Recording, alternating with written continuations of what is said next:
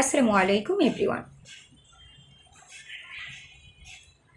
সম্প্রতি এই কন্টেন্ট ক্রিয়েটরগুলো খুব বেশি ভাইরাল হয়েছে তাদের কিছু কৃতকর্মের জন্য।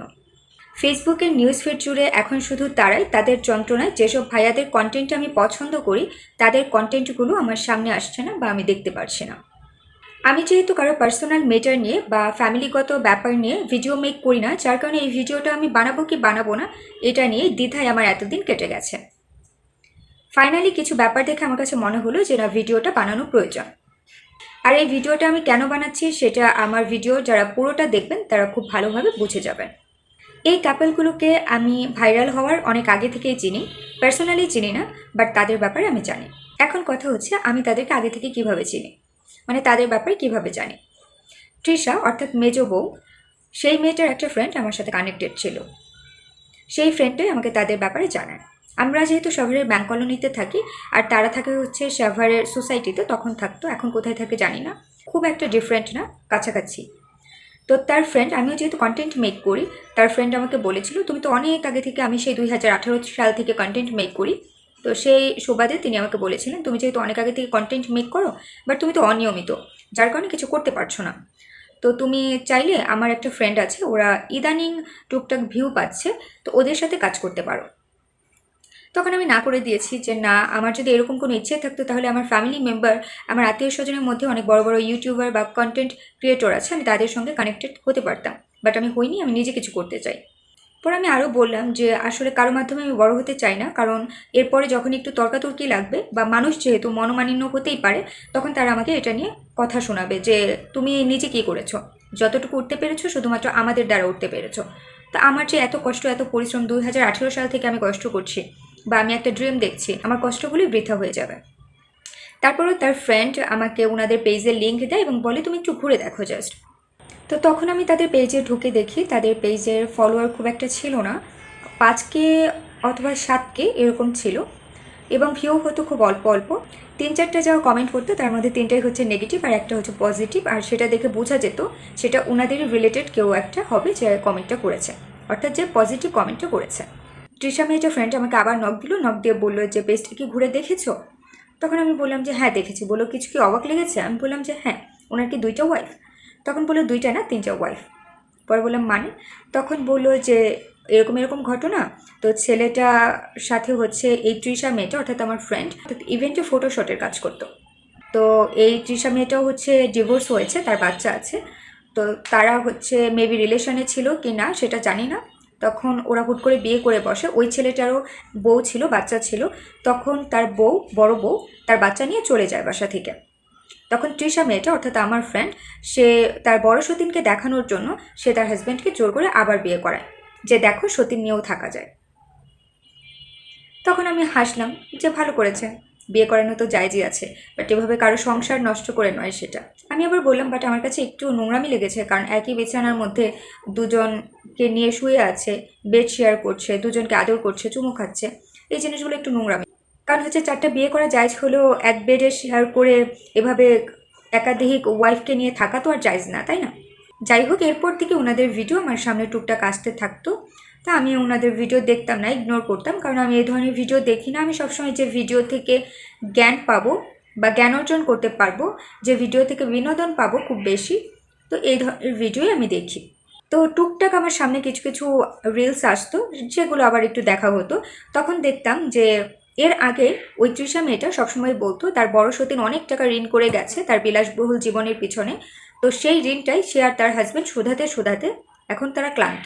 হ্যাঁ, তো তার কয়েকদিন পর থেকে যখন ফেসবুকের বদলতে অর্থাৎ দর্শকদের দ্বারা তারা কিছু টাকা আর্ন করতে শুরু করলো, তাদের অহংকার বেড়ে গেল।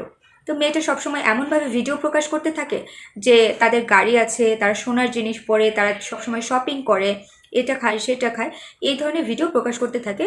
এবং যারা তাদেরকে কমেন্ট করে যে আপু এত অহংকার করা ভালো না বা এত শো অফ করা ভালো না, তাদেরকে সে তুই তুকারি করে ইয়াদব বেয়াদব যা ইচ্ছে তাই বলে তাদেরকে রিপ্লাই করে। তো এরপর একদিন তাদের একটা ভিডিও আমার সামনে আসে, একটা রিলস। সেই রিলস ভিডিওতে অধিকাংশই হচ্ছে নেগেটিভ কমেন্ট ছিল, অর্থাৎ তাদের শো অফ নিয়ে সবাই নেগেটিভ কমেন্ট করেছে। তো তাদেরকে এই তৃষা মেয়েটা আজে বাজে ভাষায় তুই তুকারি করে রিপ্লাই করেছে। তারই একটা রিপ্লাইতে আমি আবার কমেন্ট করেছি যে আপু আপনাদের কথাবার্তা বা সব দেখে মনে হয় যে আপনারা আপনাদের অতীতকে ভুলে গেছেন। আপনাদের লজ্জার থেকে অহংকারটা বেশি, এবং আপনাদের কন্টেন্ট দেখলে মনে হয় না যে আপনারা নেগেটিভ ওয়েতে ভাইরাল হয়েছে। তখন ওই তৃষা মেয়েটা আমাকে রিপ্লাই করে। আমার কাছে ওই রিপ্লাইগুলো নেই, কারণ হচ্ছে এগুলো কয়েকদিন আগের ঘটনা, যার কারণে এগুলো অনেক নিচে পড়ে গেছে। আমি নোটিফিকেশান চেক করে আমি খুঁজে পাইনি, না হলে এখানে আমি উল্লেখ করতাম। তখন তৃষা মেয়েটা আমাকে কমেন্টের রিপ্লাই করে যে তোর দীপা মাকে আমি চিনতামও না যখন আমি আহাতকে বিয়ে করি। হ্যাঁ, আহাতকে বিয়ে করার পরে আমি জানতে পেরেছি তোর দীপা মার কথা।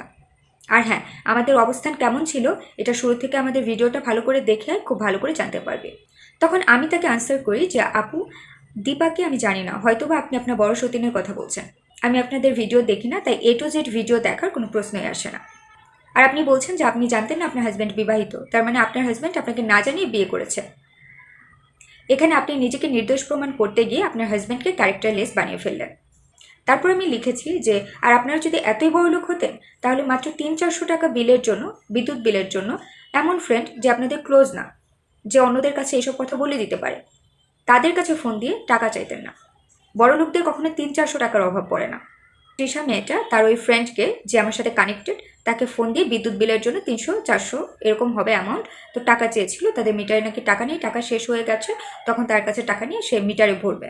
ওই তৃষা মেয়েটার ফ্রেন্ড আমার কাছে আবার এ কথা বলে দেয়। তা আমি এটাকে তোয়াক্কা না করে উড়িয়ে দিয়েছি, তাতে আমি কি করবো, আমার কাছে কেন বলছে।